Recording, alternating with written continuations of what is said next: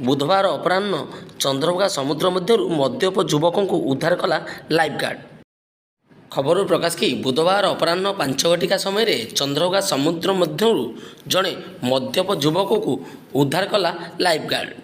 सूचना मुताबक समुद्र तटवर्ती अंचल ठारू समुद्र गर्भ मध्य को जड़े युवक 1 किलोमीटर पर्यंत समुद्र मध्य को चली जाइथिबा लाइफ गार्ड देखा पाई। लाइफ गार्ड एक बोट साहाय्य समुद्र मध्य को जाई युवक जन को उद्धार करते। यही युवक जनक अत्याधिक मद्यपान कर निशाशक्त अवस्था समुद्र गर्भ मध्य को 1 किलोमीटर पर्यंत चली जाइथिबा जଣାपड़ी। युवक जनक नाम सत्यप्रकाश कांडी होता बेले यह युवक जनक खोर्धा जिला अभिमुखी आसीथिबा जଣାपड़ी। लाइफ गार्ड यही युवक जन को चंद्रभागा सामुद्रिक थानार हस्तांतर करथिबा प्राप्त खबर प्रकाश।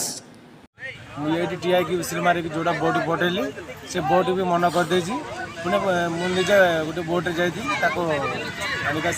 तथापि मत भी मन करदे समुद्र भीतर उद्धार कले निशाग्रस्त युवक मत बीच तथापि मत मन करदे आ सागर आ गोटे बोट अच्छी जोड़ा बोट आणिकी पुणे ऊपर उठे आणिक पुलिस आसिले हाँ पुलिस